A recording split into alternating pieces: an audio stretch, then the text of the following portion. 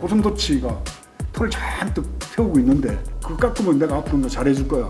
그럼 고슴도치 털 깎으면 와서 밟을 텐데 깎겠습니까?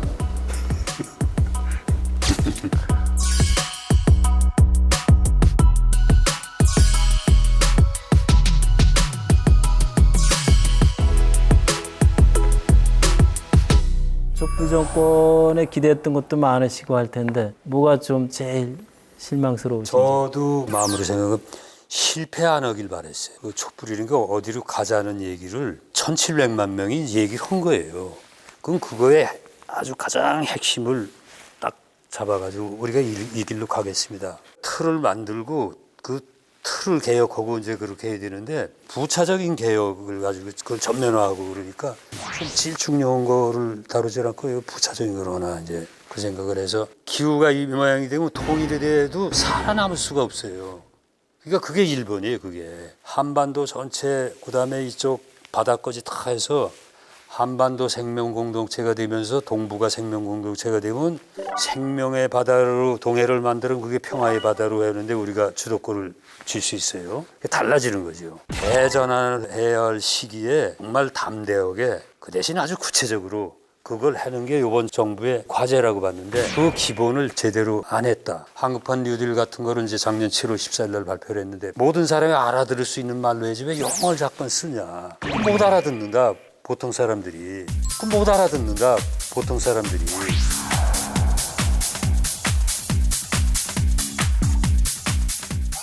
이게 그린 뉴딜도 마찬가지예요. 국가와 대기업이 어떻게 하겠다는 거를 이제 풍력 발전이니 무슨 뭐 전기차 그다음에 태양광 이제 이런 거 중심으로 나오는데 국민이 주체가 돼서 어떻게 하겠다는 그게 없습니다. 결국 지구가 뜨거워지는 거에 작게는 3분의 1, 크게는 한 60%가 먹는 거에서 발생이 된 거니까 그걸 무지하게 중요하게 다뤄야 되는데 그게 없다고.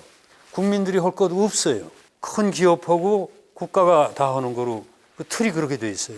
국민들이 나서야 생각을 바꾸고 생활을 바꿔야 이게 바꿔지는 거니까.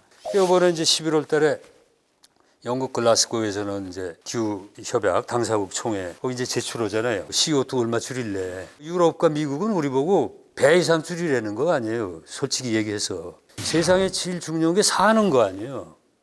살기 위해서 이렇게 하겠다고 대담하게 얘기하면 국민들이 제가 보기엔 대단한 호응을 할 겁니다. 내년 3월까지 뭐 몇 달 안 남았다 그럴 게 아니고 지금부터라도 생명의 터전을 만드는데 이렇게 하고 이 터전 위에서 다음 정권이 남북 관계 제대로 하고 평화로운 세상 만드는데 우리가 조금이라도 밑거름이 되겠다. 이렇게 하면 이거 뭐 지지율 같은 거 무섭게 확 올라가죠. 저는 뭐 장담합니다. 통일 이상으로 이제 한반도 기후 문제는 남북의 차원이 아니다 이게 같이 가야 될 차원이고 통일 이상이다 이하다 그게 아니고 생명 그러니까 기후 위기를 극복을 못하고 생명이 절멸이 되면 통일이 되면 무슨 소용이 있냐고 아무도 없는데 한반도에 7,500만 생명이 같이 잘 살 수 있는 세상을 만들기 위한 게 통일이잖아요. 그거의 바탕은 이 기후 위기를 극복하는 거라고. 그러니까 바탕하고 우리가 가야 할 그거하고는 하나가 돼야 돼요. 저 앞에 탱크가 하나 있어요. 그게 이제 통일호예요. 근데 그 이름이 삼태극호. 남북의 통일과 사람과 하늘과 땅이 하나 되는 통일을 통일하는 게 진짜 통일이다. 탱크에다 그렇게 해놨거든요. 그걸 저는 교육합니다. 그 교육을 하면 초등학교 애들하고 중학교 애들, 대학생들이 엄청나게 좋아합니다. 큰 얘기니까. 근데 그 구체적으로 남북 통일과 이 기후위기 극복이 따로 있는 게 절대 아니다. 그게 하나가 돼야 된다. 남과 북의 주민, 사람이 잘 사는 공동체를 꾸리려면 기후 문제가 굉장히 중요한 화두다라고 하는 것인데 아쉽게도 이제 어느 대선 후보도 이걸 뭐 문제화하지 않기 때문에 참 아쉬움이 많습니다. 한미 방위 조약은 동맹 관계다. 그런데 사실은 미국의 인도 태평양 전략이라든지 대중국 정책의 한 부분으로서 우리가 포섭된 게 아니냐 이런 이야기도 많이 있거든요. 중국 산둥반도에 그 평택에 있는 미군 기지를 비롯해서 조선반도를 향한 미사일이 수백 기가 배치되어 있습니다. 그러니까 우리는 미국하고 중국하고 만약에 무슨 대만을 사이에 두고 분쟁이 일어난다면은 아무 연고도 없이 산둥반도 중국에서 쏘는 미사일을 성주, 평택 이 지역에 사는 사람들이 그냥 뭐 왜 죽는지도 모르고 죽어야 되는 그런 실정인 거 아닌가요? 그동안에 뭐 이승만, 박정희 뭐 정권 쭉 거치면서 다른 생각을 갖고 이 전체적인 한반도에 대한 지정학적 위치 속에서 자립적 생존을 생각했던 그런 정권이라면 김대중 정권. 근데 김대중 정권은 DJP 연합으로 탄생을 했습니다. 박정희 정권의 잔재들하고 손을 합쳐서 어쩔 수 없이 탄생된 정권이기 때문에 주체적으로 정권을 끌고 갈 수 있는 힘이 많이 부족했던 거죠. 태생적으로 한게 있는. 네.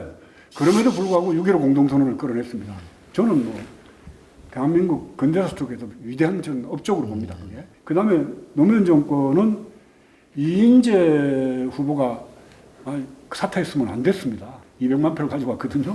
네. 그리고 정몽준 씨하고 이렇게 연합했다 떨어졌다는 거죠. 40몇 표 차로 이겼습니다. 맞습니다. 국민적 지지가 그만큼 없었다는 거죠. 그럼 문재인 대통령은 현역 대통령을 탄핵시켜서 끌어내리고 500몇십만 표 차이로 절대적 지지를 받고 대통령이 됐습니다.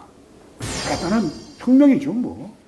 그렇게도 대통령이 됐기 때문에 국민적 지지를 얻고 외세에 대한 눈치 안 보고 마음대로 할 수 있었던 분위기가 처음에 됐었습니다. 지지율 80%였습니다. 그때 남북 문제부터 해서 부동산 문제도 토지 공개념으로 가야죠. 그런 좋은 조건 속에서 대통령이 돼가지고 지금 보면은 너무 아쉽죠.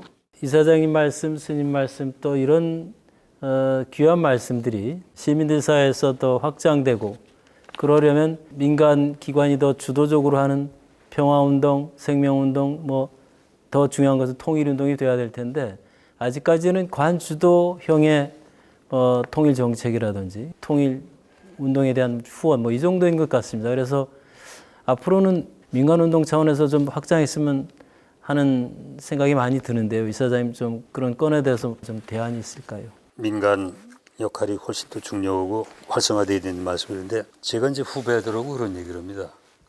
운동 여건은 70년대는 먹고 사는 건 고달팠는데 사람들은 괜찮은 사람들이 꽤 많았어요. 근데 지금 먹고 사는 건 좀 됐는데 뭘 이렇게 나서서 이렇게 하려고 그러는 사람이 작아요. 그러니까 과거 운동하는 사람보다 3배의 정성을 가지고 해야 된다. 근데 정성은 오히려 3분의 1도 안 들이고 운동을 하려고 그러니까 이게 되냐. 정말 정성이 필요합니다. 3배, 4배의 정성을 가지고 해야 어려운 거를 극복할 수 있는 힘이 나오지 쉽게 하려고 몇 가지 무슨 SNS 해가지고 하려고 그러고 그 바탕 힘은 거기서 나오는 거다.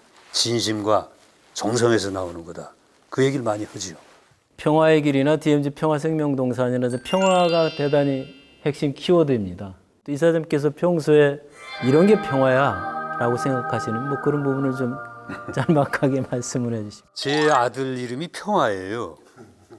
그건 아주 쉽죠. 제가 평화의 아버지니까. 그건 아주 쉽죠. 제가 평화의 아버지니까. 근데 평화를 이렇게 생각해보면 나의 평화, 나와 너의 평화, 그러니까 사람 사이의 평화, 나와 자연과의 평화. 그걸 합쳐놓은 게 평화인데 그걸 합치는 자기 노력과 사회적 노력이 그게 합쳐져야 평화로 간다. 우리 이사장님께서 대단히 철학적이고 포괄적인 평화 말씀을 해주셨습니다. 평화의 아버지로서.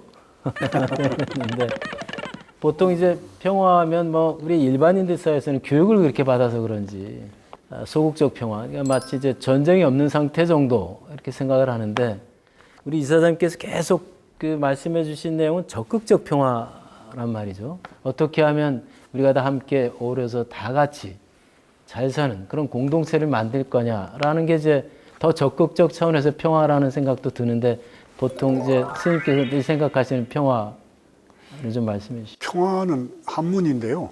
한문 그대로 글자 풀면은 입구에다가 벼자거든요. 그러니까 쌀을 고루고루 편편하게 잘 나눠 먹는 거. 먹는 게 제일 중요하니까.